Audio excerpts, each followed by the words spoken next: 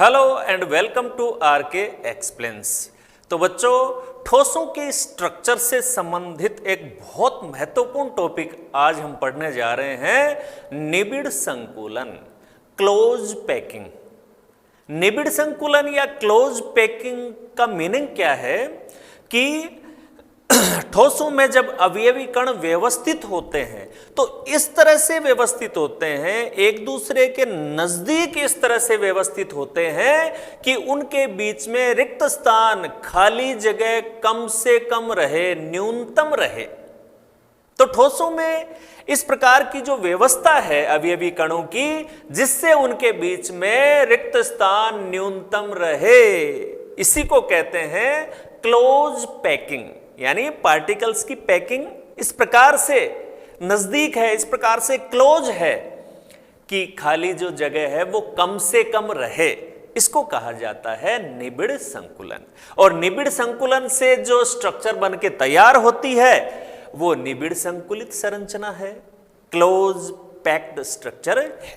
तो चलिए हेडिंग डाल लीजिए कॉपी में, निबिड़ संकुलित संरचनाएं, क्लोज पैक्ड स्ट्रक्चर्स, जो कि क्रिस्टलीय ठोसों में पाई जाती हैं। तो ये अपना हेडिंग हो जाएगा, निबिड़ संकुलित संरचनाएं। अब इसमें बच्चों इसका मतलब समझ ही गए हम, क्लोज का मतलब नजदीक नजदीक व्यवस्थित होते हैं अवयवी कण। तो ये मीनिंग यहां पर आप सबसे पहले ये चीज नोट करेंगे, इसमें ठोसों में अवयवी कण निबिड़ संकुलित होते हैं। निबिड़ संकुलित का मतलब पास पास व्यवस्थित होते हैं तथा उनके मध्य न्यूनतम रिक्त स्थान होता है। ये जो निबिड़ संकुलित होते हैं इसका मीनिंग क्या है? इसका मीनिंग ये है, निबिड़ संकुलित होते हैं उसका मीनिंग ये है बच्चों, क्या जैसे क्लोज पैक की क्या मीनिंग है, क्या अर्थ है उसका? तो ये उसका अर्थ है कि वो इस तरह से व्यवस्थित होते हैं कि उनके बीच में न्यूनतम रिक्त स्थान रहते हैं। तो ये इंट्रोडक्शन हो जाएगा इसका कि निबिड़ संकुलित संरचनाओं से हमारा क्या तात्पर्य है। तो ठोसों में अवयवी कण निबिड़ संकुलित होते हैं। यहां तथा की जगह आप लिखेंगे अर्थात। तो इससे बिल्कुल ये जो सेंटेंस है वो मीनिंगफुल हो गया कि ठोसों में अवयवी कण निबिड़ संकुलित होते हैं, अर्थात उनके मध्य न्यूनतम रिक्त स्थान होता है। क्लियर बात? अच्छा, आगे जितने भी अपन ये निबिड़ संकुलन पढ़ेंगे, एक विमीय, द्विविमीय, त्रिविमीय यानी 1D, 2D, 3D, सभी प्रकार की जो क्लोज पैकिंग हम देखेंगे उसमें अवयवी कणों को हम कठोर गोले मानकर चलेंगे। ठोस गोले मानते हुए ये जो पैकिंग की व्यवस्था है उसको हमें समझना है। तो हमेशा इसको कठोर गोला मानना है।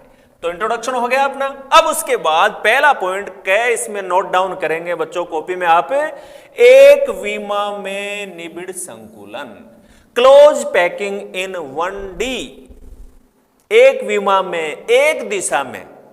तो नाम ही इसका हेडिंग ही बता रहा है कि इसमें अवयवी कण एक दिशा में व्यवस्थित होते जाएंगे और पंक्ति का निर्माण करेंगे। यहां से ये चीज इसमें नोट करनी है, पहले इसको समझ लेते हैं अपन। यहां देखो, ये है एक विमीय निबिड़ संकुलन।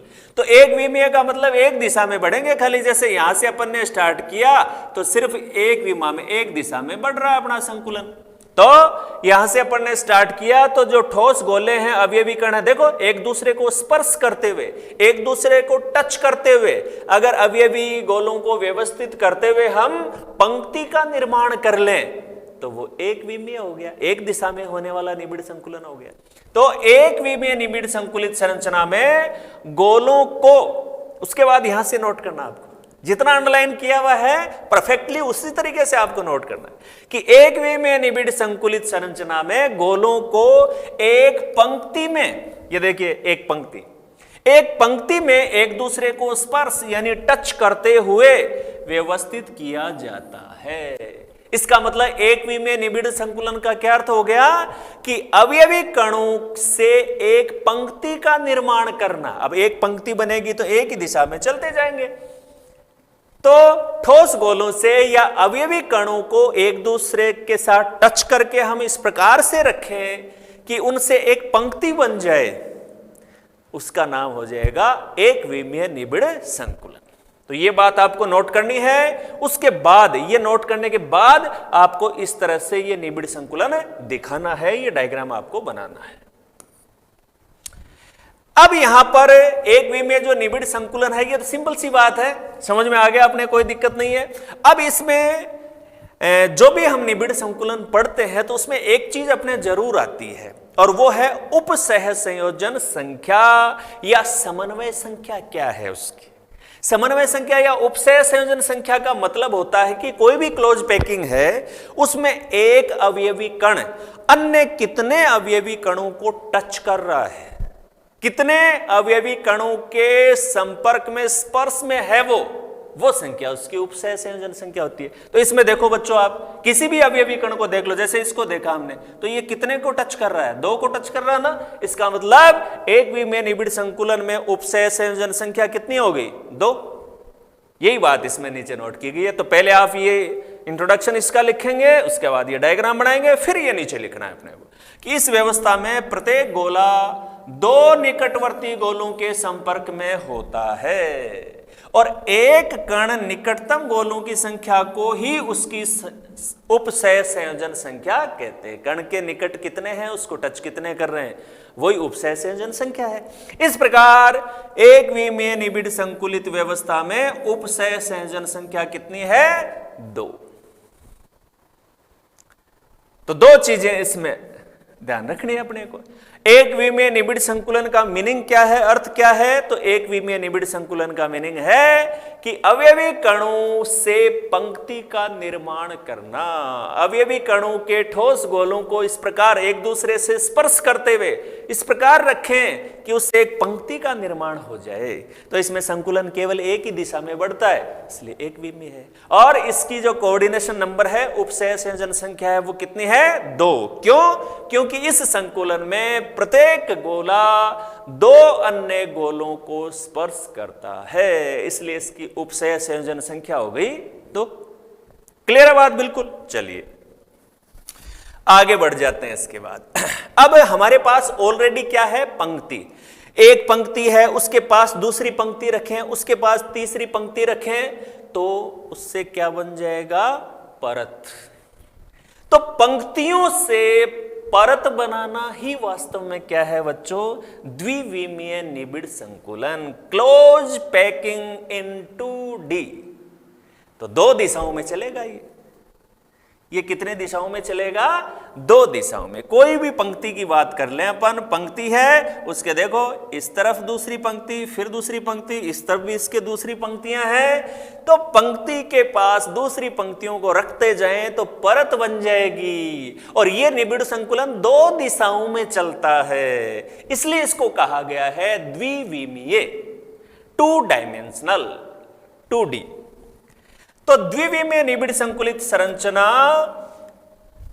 निबिड़ संकुलित गोलों की पंक्तियों को, पंक्तियां ऑलरेडी बन चुकी हैं, ये स्टेप बाय स्टेप है निबिड़ संकुलन। पहले ठोस गोलों से पंक्ति बनेगी, फिर पंक्तियों से परत बनेगी, और फिर जब एक परत पर दूसरी परत, तीसरी, चौथी परत रखते जाएंगे, यानी जब 3D निबिड़ संकुलन होगा, त्रिविमीय, तो उससे ओवरऑल क्रिस्टल का निर्माण होता है। तो किसी भी क्रिस्टल का निर्माण होते समय ये 3 स्टेप हैं। सबसे पहले पंक्ति बनेगी, यानी 1D एक विमीय निबिड़ संकुलन, फिर पंक्तियों से परत बनेगी, वो द्विविमीय निबिड़ संकुलन, फिर परतों से पूरा 3D क्रिस्टल का निर्माण होगा। ये 3 स्टेप हैं। तो एक स्टेप हम देख चुके हैं, एक विमीय।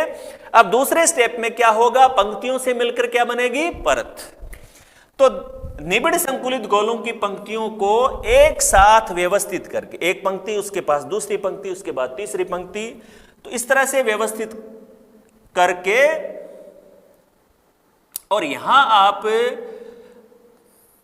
इस तरह से लिखेंगे जिस तरह से मैं बता रहा हूं, निबिड़ संकुलित गोलों की पंक्तियों को एक साथ व्यवस्थित करके परत प्राप्त और आगे आई जाएगा की जाती है। द्विविमीय निबिड़ संकुलित संरचना निबिड़ संकुलित गोलों की पंक्तियों को एक साथ व्यवस्थित करके परत प्राप्त की जाती है। द्विविमीय निबिड़ संकुलित संरचना में, ऐसे लिख देना इसको। तो ये अपना पूरा एक मीनिंगफुल सेंटेंस बन जाएगा, डेफिनेशन हो जाएगी इसकी कि द्विविमीय निबिड़ संकुलित संरचना में निबिड़ संकुलित गोलों की पंक्तियों को एक साथ व्यवस्थित करके परत प्राप्त की जाती है। अब बच्चों, जब पंक्तियों को एक साथ रखकर जब हम परत बनाते हैं तो इसके दो तरीके हो सकते हैं, और वो जो दो तरीके हैं उनके कारण ही द्विविमीय निबिड़ संकुलन के दो प्रकार हैं, वर्ग निबिड़ संकुलन और षटकोणीय निबिड़ संकुलन। तो इनमें क्या फर्क है ये देख लेते हैं, अच्छे से इस बात को हम समझ ले। तो इतनी बात क्लियर हो गई, द्विविमीय निबिड़ संकुलन क्या है आपने नोट डाउन कर लिया कि द्विविमीय निबिड़ संकुलन में निबिड़ संकुलित गोलों की जो पंक्तियां हैं उनको एक साथ रखकर परत प्राप्त की जाती है। और उसके नीचे की लाइन में आप नोट कर लेना, इसे दो भिन्न प्रकार से किया जा सकता है, इसे दो भिन्न प्रकार से किया जा सकता है। यानी द्विविमीय निबिड़ संकुलन के दो तरीके हैं, कोई सा भी तरीका काम में लिया जा सकता है। दो तरीके हैं इसके, दो मेथड हैं द्विविमीय निबिड़ संकुलन के। वो दो तरीके कौन कौन से हैं उनको हम बच्चों समझ लेते हैं। तो ये बात नोट हो गई, आगे बढ़ जाऊं मैं? चलिए आगे बढ़ जाते हैं। आगे बढ़ जाते हैं और अब हम बात करते हैं दोनों तरीकों की। जो दोनों तरीके इसके बताए गए हैं बच्चों उनकी बात करते हैं। यहां देखिए, पहला तरीका, साथ साथ डायग्राम को अच्छे से देखते जाएंगे और पूरी बात को बहुत अच्छे से समझते चलना है अपने को। तो यहां आपने नोट कर लिया था कि इसे दो भिन्न प्रकार से किया जा सकता है। पहला तरीका देखिए आप कि द्वितीय पंक्ति को, एक पंक्ति के पास दूसरी पंक्ति रखते हैं ना, तो दूसरी पंक्ति को प्रथम के संपर्क में इस प्रकार रखा जाता है कि द्वितीय पंक्ति के गोले प्रथम पंक्ति गोलों के ठीक ऊपर आ जाएं और दोनों पंक्तियों के गोले क्षैतिज और ऊर्ध्वाधर रूप से संरेखित हों। यह बात बिल्कुल सटीक तरीके से दी हुई, इसी तरह से इसको नोट कर समझना बहुत आसान है। इसको क्या समझना है इसमें अपने को? देखो इसमें क्या करते हैं, पंक्ति के पास दूसरी पंक्ति कैसे रखते हैं, इस तरह से रखते हैं कि प्रथम पंक्ति के गोले द्वितीय पंक्ति के गोले प्रथम पंक्ति के गोलों के ठीक ऊपर हो। यहां समझे इस बात को, ये बच्चों प्रथम पंक्ति है, ये देखिए, उसके पास दूसरी पंक्ति रखी है, तो देखो किस तरह से रखा है कि दूसरी पंक्ति के जो गोले हैं वो प्रथम पंक्ति वाले गोलों के ठीक ऊपर आ रहे हैं ना, ये इसके ठीक ऊपर है, ये इसके ठीक ऊपर है, ये इसके ठीक ऊपर है। तो अगर हम पंक्तियों को इस तरह से रखें कि दूसरी जो पंक्ति है, ये नंबर 2 है, दूसरी पंक्ति के जो गोले हैं वो प्रथम पंक्ति के गोलों के ठीक ऊपर आ रहे हैं। ऐसे ही तीसरी परत देखो, ये भी बिल्कुल ऊपर आ रहे हैं। चौथी, सारी जो पंक्तियां हम रखते जाएंगे, सभी पंक्तियों के अवयवी कणों को यदि आप देखेंगे तो ये बिल्कुल संरेखित होंगे, क्षैतिज भी ऊर्ध्वाधर भी। कहीं भी देख लो आप, देखिए ये ऊर्ध्वाधर रूप से संरेखित है पूरे, और ये क्षैतिज रूप से देख लो आप, क्षैतिज रूप से भी संरेखित है। तो ये महत्वपूर्ण बात है। दोनों पंक्तियों के गोले क्षैतिज रूप से बाएं से दाएं देखो संरेखित है बिल्कुल, और ऊर्ध्वाधर रूप से भी संरेखित होते हैं। ऊर्ध्वाधर रूप से भी देख लें आप, बिल्कुल ऊपर नीचे है। तो चाहे क्षैतिज रूप से देख लें चाहे ऊर्ध्वाधर रूप से देख लें, पूरे के पूरे जो अवयवी कण हैं, जो गोले हैं, वो संरेखित हैं, ठीक ऊपर नीचे हैं वो। तो इस तरह की जो व्यवस्था होती है, जब सारे के सारे जो अवयवी कण होते हैं वो क्षैतिज रूप से ऊर्ध्वाधर रूप से संरेखित होते हैं, तो ये जो व्यवस्था होती है इसमें बच्चों आप देख रहे हैं कि कोई भी अवयवी कण को आप यदि देखें तो वो कितने अवयवी कणों को टच कर रहा है। जैसे यहां इस अवयवी कण को देखो आप, कितने को टच कर रहा है वो, 1 2 3 और 4। और जिन 4 अवयवी कणों को वो टच कर रहा है, अगर उनके केंद्रों को हम मिला दें, इसको इससे मिला दिया, इसको इससे मिला दिया, तो जैसे ही स्पर्श करने वाले 4 गोलों के केंद्रों को हमने मिलाया तो क्या बन गया यहां पर? वर्ग। क्या बन गया? वर्ग। इसलिए इसको कहते हैं वर्ग निबिड़ संकुलन। क्या नाम है इसका? वर्ग निबिड़ संकुलन। आप एक काम करना, इसमें यहां जो आपने लिखा था ना कि इसे निम्न 2 प्रकार से किया जा सकता है, फिर यहां पर 1 नंबर लगा करके आप यहां हेडिंग डाल लें वर्ग निबिड़ संकुलन। वर्ग निबिड़ संकुलन। और फिर यह बात नोट कर लें, यानी जो पहला तरीका है हमारा वो कहलाता है वर्ग निबिड़ संकुलन। क्यों कहलाता है वर्ग निबिड़ संकुलन? क्योंकि इस प्रकार के संकुल में प्रत्येक अवयवी कण 4 या यूं कह देंगे प्रत्येक गोला अन्य 4 गोलों को स्पर्श करता है। उन 4 गोलों के केंद्रों को मिलाएं तो वर्ग प्राप्त होता है। इसलिए इस संकुलन का नाम क्या है? वर्ग निबिड़ संकुलन। तो ये बात नोट कर ली। उसके बाद इस नीचे वाले पैराग्राफ में आ जाना है अपने को, यहां डायरेक्ट। इसके बाद डायरेक्ट यहां से लिखना आपको, इस व्यवस्था में प्रत्येक गोला 4 निकटवर्ती गोलों के संपर्क में रहता है और जितने गोलों के संपर्क में रहता है उस संख्या को बच्चों क्या कहते हैं? उपसहसंयोजन संख्या। इसका मतलब ये जो वर्ग निबिड़ संकुलन है इसमें उपसहसंयोजन संख्या कितनी हो गई? 4, क्योंकि 4 को टच कर रहा है, हम देख रहे हैं। यदि इन सन्निकट 4 गोलों के केंद्रों को जोड़ा जाए तो एक वर्ग प्राप्त होता है। अतः इस संकुलन को वर्ग निबिड़ संकुलन कहते हैं।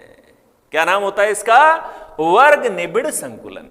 तो द्विविमीय निबिड़ संकुलन के 2 प्रकार हम पढ़ रहे हैं बच्चों, वर्ग निबिड़ संकुलन और षटकोणीय निबिड़ संकुलन। उनमें से पहला प्रकार अपना क्लियर हो गया और वो है वर्ग निबिड़ संकुलन। वर्ग निबिड़ संकुलन में क्या होता है कि पंक्तियों को इस प्रकार से रखते हैं कि दूसरी पंक्ति के अवयवी कण या गोले प्रथम पंक्ति के अवयवी कण या गोलों के ठीक ऊपर आ जाएं। इस प्रकार से यदि हम व्यवस्थित करते जाएं अवयवी कणों को, गोलों को, तो हम देखेंगे कि वो क्षैतिज रूप से और ऊर्ध्वाधर रूप से संरेखित होते हैं। और इस संकुलन में प्रत्येक अवयवी कण 4 अवयवी कणों को टच करता है, स्पर्श करता है। इसलिए वर्ग निबिड़ संकुलन की जो उपसय संयोजन संख्या है वो कितनी होती है? 4 होती है। और इन 4 गोलों के जो स्पर्श कर रहे हैं उन 4 के केंद्रों को यदि मिलाया जाए तो एक वर्ग बनता है। इसीलिए इस संकुलन का नाम वर्ग निबिड़ संकुलन है। क्लियर है बात? तो हेडिंग लिखकर यह बात नोट करनी है, फिर यह बात नोट करनी है और ये वाला डायग्राम इसमें दिखाना है, जिससे बिल्कुल क्लियर होगा कि इस प्रकार से अवयवी कण 4 टच करते हैं और उनको मिलाने पर वर्ग प्राप्त होता है। तो ये वाला डायग्राम बच्चों इसमें वर्ग निबिड़ संकुलन के साथ अपने को बनाना है। क्लियर है बात? बिल्कुल। चलिए अब उसके बाद ये सारी बात होगी, अपने आगे बढ़ जाएं। दूसरा तरीका देखते हैं, षटकोणीय निबिड़ संकुलन। चलिए तो दूसरा तरीका देख लेते हैं बच्चों। इसमें नंबर 2 लगाकर आप हेडिंग डाल लें। इसमें नंबर 2 लगाकर हेडिंग डाल लेंगे। हाँ, नंबर 2 लगाया आपने और लिख लिया षटकोणीय निबिड़ संकुलन।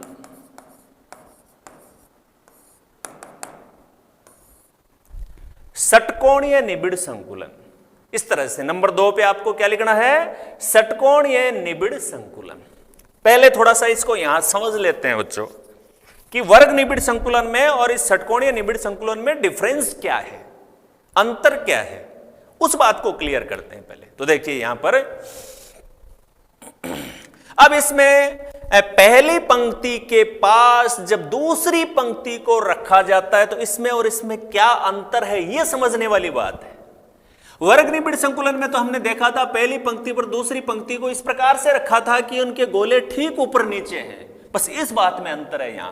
यहां देखो, जो ये पहली पंक्ति है उसके ऊपर दूसरी पंक्ति इस प्रकार से रख रहे हैं कि दूसरी पंक्ति का गोला है वो देखो पहली पंक्ति के जो दोनों गोले हैं उनके बीच में ये जो अवनमन या जो खांच है उसमें आ रहा है, इस अवनमन में ये आ गया, इस अवनमन में ये आ गया। और ऐसा होने से देखिए आप त्रिकोणीय बीच में खाली जगह रह रही है ना, इसकी रिक्तियां रह रही हैं, त्रिकोणीय दिख रहा है ना शेप इनका, ये देखो इस तरह से।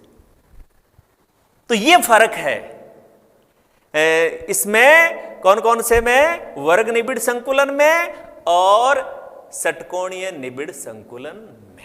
क्या फर्क है बच्चों? मुख्य रूप से यहां द्वितीय पंक्ति को आपने हेडिंग डाल लिया षटकोणीय निबिड़ संकुलन, द्वितीय पंक्ति को प्रथम पंक्ति के ऊपर इस प्रकार रखा जाता है कि उसके गोले प्रथम पंक्ति के अवनमनों में ठीक प्रकार से आ जाएं। ये फर्क है।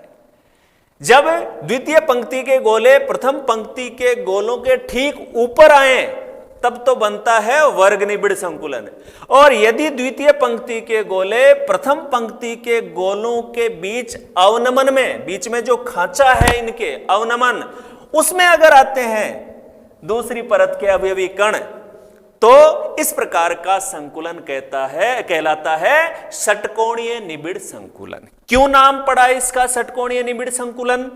इसलिए पड़ा कि इसमें देखो आप कोई भी अवयवी कण, जैसे इस अवयवी कण को देखिए आप, कितने को टच कर रहा है? 1 2 3 4 5 6 अवयवी कणों को टच कर रहा है ये।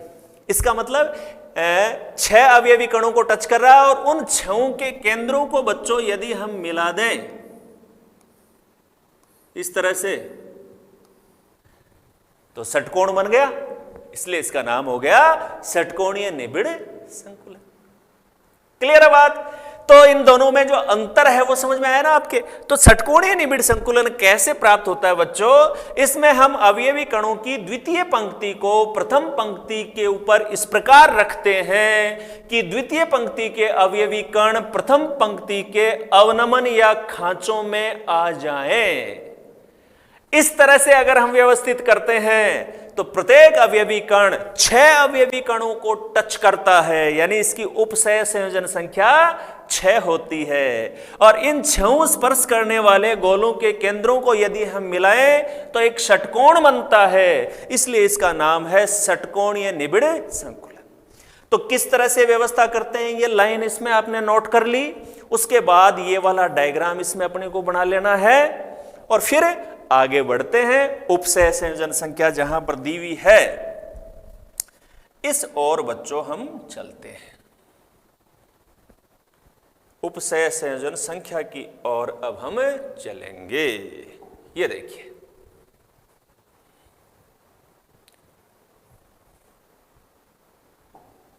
ये रहा उपसय संयोजन संख्या। तो डायग्राम आपने षटकोणीय निबिड़ संकुलन का तैयार कर लिया। इसके बाद कौन सी बात अपने को नोट डाउन करनी है उसको समझिए आप। उसके बाद अपने को यहां से नोट करना है, प्रत्येक गोला 6 निकटवर्ती गोलों के संपर्क में रहता है, इस बात को समझ लिया था हमने। और द्विविमीय उपसय संयोजन संख्या इसकी कितनी है? 6। वर्ग निबिड़ संकुलन में उपसय संयोजन संख्या होती है 4, षटकोणीय में होती है 6। इन 6 गोलों के केंद्र को ये षटकोण के कोनों पर स्थित हैं, यानी उनको यदि हम मिलाएं तो षटकोण बनता है, इसलिए यानी नाम क्यों पड़ा इसका षटकोणीय निबिड़ संकुलन, वो बात यहां पर क्लियर की गई है। इस प्रकार के संकुलन को द्विविमीय षटकोणीय निबिड़ संकुलन कहते हैं। ये ऊपर अपन ने हेडिंग में डाल लिया था। अब इसमें बीच में कुछ रिक्तियां रह जाती हैं। इस प्रकार से जो परत बनती है, तल की बजाय इसमें परत शब्द अपन काम में ले लेंगे।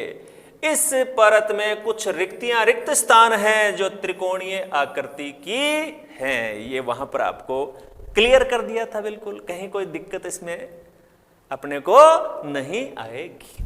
तो बताओ, द्विविमीय निबिड़ संकुलन बिल्कुल अच्छे से समझ में आ गया कि क्या मीनिंग होता है द्विविमीय निबिड़ संकुलन का, कि जब पंक्तियों को पास पास व्यवस्थित करके परत का निर्माण किया जाता है तो इसे कहते हैं द्विविमीय निबिड़ संकुलन, close packing in 2D। Clear? अब पंक्तियों को पास पास रखने के दो तरीके हैं भाई, एक तो है वर्ग निबिड़ संकुलन और दूसरा है षटकोणीय निबिड़ संकुलन। अगर हम दूसरी पंक्ति को पहली पंक्ति पर इस प्रकार रखें कि उनके अवयवी कण ठीक ऊपर नीचे आ जाएं, तो क्षैतिज और ऊर्ध्वाधर रूप से संरेखित होंगी वो तो कहलाएगा वर्ग निबिड़ संकुलन, क्योंकि उसमें प्रत्येक अवयवी कण 4 अन्य अवयवी कणों को टच करता है, उनके केंद्रों को मिलाएं तो वर्ग बनता है। तो वर्ग निबिड़ संकुलन जिसमें उपसय से जनसंख्या 4 है। यदि हम दूसरी पंक्ति के अवयवी कणों को इस प्रकार से रखें कि दूसरी पंक्ति के जो गोले हैं वो प्रथम पंक्ति के अवनमन या खांचों में आ जाएं, तो इस तरह से जो संकुलन प्राप्त होता है उसमें प्रत्येक अवयवी कण 6 अन्य अवयवी कणों को टच करता है और उनके केंद्रों को मिलाएं तो षटकोण बनता है। इसलिए इस संकुलन का नाम होता है षटकोणीय निबिड़ संकुलन और इसमें उपसय संयोजन संख्या है 6। अच्छा, एक चीज और है उसमें, अगर अपन देखें कि दोनों जो क्लोज पैकिंग है उसमें ज्यादा अच्छी क्लोज पैकिंग कौन सी है, वर्ग निबिड़ संकुलन या षटकोणीय निबिड़ संकुलन? षटकोणीय निबिड़ संकुलन, क्योंकि उसमें खांचों में आ जाते हैं ना, अवनमन में आ जाते हैं ना, इसका मतलब खाली जगह कम रहेगी।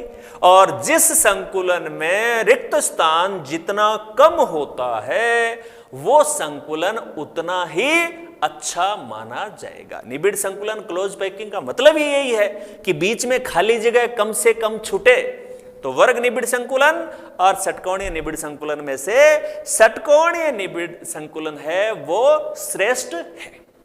क्लियर बात? चलिए अब तीसरा इसका स्टेप, पहला स्टेप हमने देख लिया, अवयवी कणों से यानी गोलों से पंक्ति बन रही है, 1D हो गया।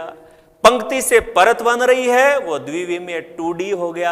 अब परत के ऊपर परत, उस पे परत और परत, इस तरह से एक एक के ऊपर दूसरी रखते चले जाएंगे तो पूरा क्रिस्टल बन जाएगा और ये अपना फाइनल स्टेप हो जाएगा निबिड़ संकुलन का। उसको कहेंगे त्रिविमा में निबिड़ संकुलन। तो ये बच्चों कॉपी में नोट कर लें आप, हेडिंग अपना त्रिविमा में निबिड़ संकुलन, close packing in 3D, close packing in 3D। तो मीनिंग इसका पहले ही बता दिया, परतों से मिलकर पूरा क्रिस्टल इसमें बनेगा। जो वास्तविक क्रिस्टल होता है, जिस वास्तविक क्रिस्टल को हम देखते हैं वो त्रिविमीय निबिड़ संकुलन से तैयार हुआ है। तो सभी वास्तविक संरचनाएं त्रिविम संरचनाएं होती हैं और ये द्विविमीय परतों को एक दूसरे के ऊपर रखने से प्राप्त की जाती है। तो द्विविमीय परतों को जब एक दूसरे पर रखते हैं, एक परत पर दूसरी, दूसरी पर तीसरी, तीसरी पे चौथी, तो परतें इस प्रकार से जब व्यवस्थित होती हैं तो त्रिविम संरचनाएं यानी क्रिस्टल हमें प्राप्त हो जाते हैं। तो त्रिविमीय निबिड़ संकुलन बच्चों क्या है? परतों से त्रिविम क्रिस्टल संरचना को प्राप्त करना। द्विविमीय परतों से, जो परत है वो द्विविमीय निबिड़ संकुलन से बनी है, उन द्विविमीय निबिड़ संकुलित परतों से क्रिस्टल का निर्माण करना कहलाता है त्रिविमीय निबिड़ संकुलन, close packing in 3D, 3 dimensions. Clear बात? चलो ये बात तो हमारे समझ में आ गई कि परत से हमें क्रिस्टल तैयार करना है, 3D क्रिस्टल तैयार करना है। लेकिन परत कौन सी? हमारे पास 2 परत हैं। एक परत तो वो है जो वर्ग निबिड़ संकुलन से प्राप्त हुई है, एक परत वो है जो षटकोणीय निबिड़ संकुलन से प्राप्त हुई है। कौन सी परत काम में लेनी है, इस आधार पर यहां हम 2 अलग अलग वर्ग देखेंगे। तो पहले हम काम में लेंगे वर्ग निबिड़ संकुलित परत और फिर काम में लेंगे षटकोणीय निबिड़ संकुलित परत। तो पहले बच्चों हम बात करेंगे द्विविमीय वर्ग निबिड़ संकुलित परतों से त्रिविम निबिड़ संकुलन। तो इतनी बात आपने नोट कर ली, आगे बढ़ जाएं अपन। चलिए ये देखिए, यहां से बात स्टार्ट हम करेंगे। नोट करेंगे आप, ये चीज नोट कर लें।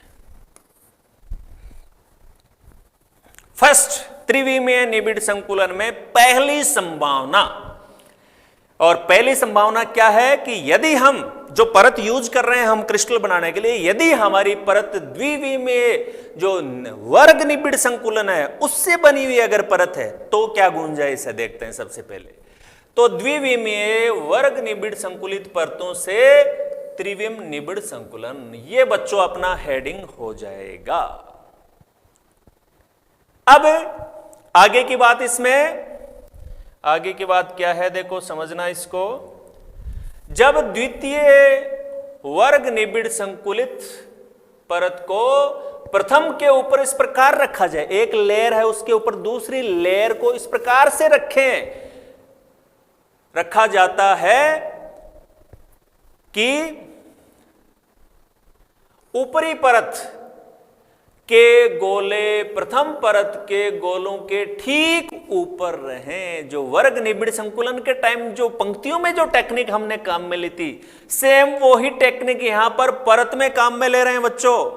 जब द्वितीय वर्ग निबिड़ संकुलित परत को यानी दूसरी परत को पहली परत पर इस प्रकार रखा जाता है कि ऊपरी परत के गोले प्रथम परत के गोलों के ठीक ऊपर आए। देख लीजिए ये लेयर बनी हुई है, ये इस तरह से दिखाया हुआ है ना साइड में, ये एक लेयर है नीचे वाली, उस लेयर के ऊपर दूसरी लेयर रखे हैं और दूसरी तीसरी चौथी लेयर को हम रख रहे हैं कि देख रहे हैं अवयवी कण ठीक ऊपर नीचे आ रहे हैं। इस व्यवस्था में दोनों परतों के गोले पूर्णतया क्षैतिज और ऊर्ध्वाधर रूप से सीध में होते हैं और एक सीध में होते हैं, उन्हीं को कहा जाता है संरेखित। ये देख लीजिए आप, संरेखित है बिल्कुल ऊर्ध्वाधर रूप से और क्षैतिज रूप से। संरेखित है बिल्कुल, एक सीधी रेखा में है, कोई आगे पीछे नहीं है, तो ऊर्ध्वाधर और क्षैतिज रूप से संरेखित होते हैं।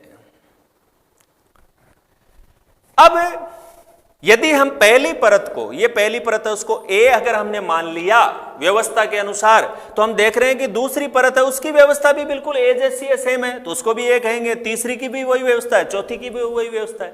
जितनी भी परतें हैं सब में अवयवी कणों की सेम व्यवस्था है। यदि प्रथम परत के गोलों की व्यवस्था को ए कहा जाए तो सभी परतों में समान व्यवस्था होती है और इस प्रकार जालक में ट्रिपल ए प्रकार का पैटर्न है।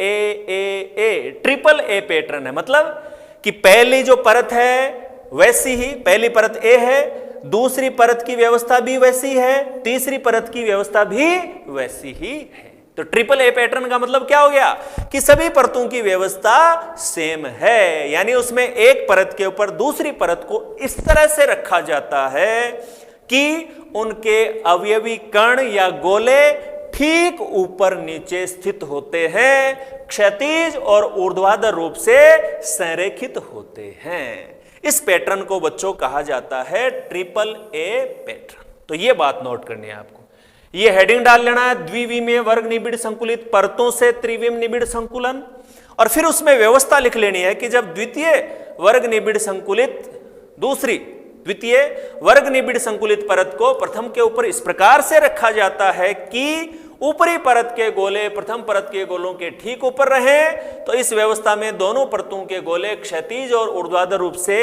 सीध में होते हैं, मतलब संरेखित होते हैं। और इसमें यदि प्रथम परत के गोलों की व्यवस्था को ए कहा जाए तो सभी परतें समान व्यवस्था है, ए वही व्यवस्था है, तो इस ए जालक में ट्रिपल ए प्रकार का पैटर्न है। इस पैटर्न से भी इसको पूछा जाता है कि ट्रिपल ए पैटर्न से आपका क्या तात्पर्य।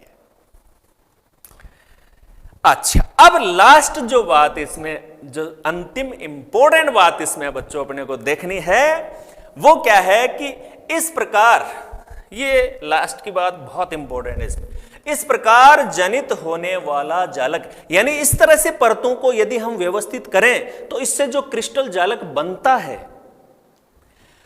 वो कैसा होता है, सामान्य घनीय जालक। ये इंपॉर्टेंट बात आपको नोट करनी है। आगे आप लिख लेंगे होता है। इस प्रकार जनित होने वाला जालक सामान्य घनीय जालक होता है। कैसा घनीय जालक होगा? सामान्य घनीय जालक होगा।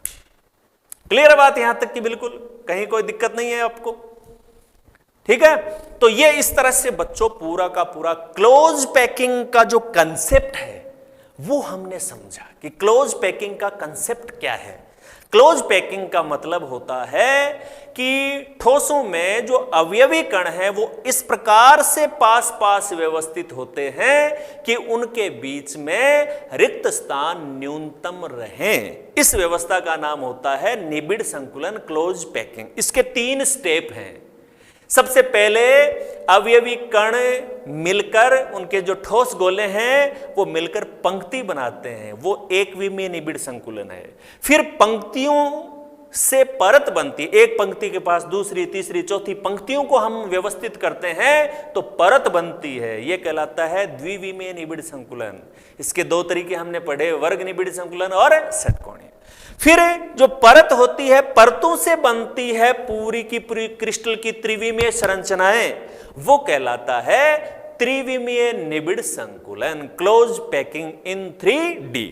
अब उस 3D में यानी त्रिविमीय निबिड़ संकुलन में कौन सी परत आप काम में लें, उसके आधार पर संभावनाएं हैं। तो पहली संभावना आज हमने डिस्कस की कि यदि हम वर्ग निबिड़ संकुलित द्विविमीय परत को यूज करें और एक के ऊपर दूसरी, तीसरी, चौथी परत को यदि हम रखें तो इसमें अवयवी कण बिल्कुल क्षैतिज और ऊर्ध्वाधर रूप से संरेखित होते हैं और इस तरह से ट्रिपल ए पैटर्न इसमें होता है। और इससे जो जालक लास्ट में बनता है वो होता है सरल घनीय जालक।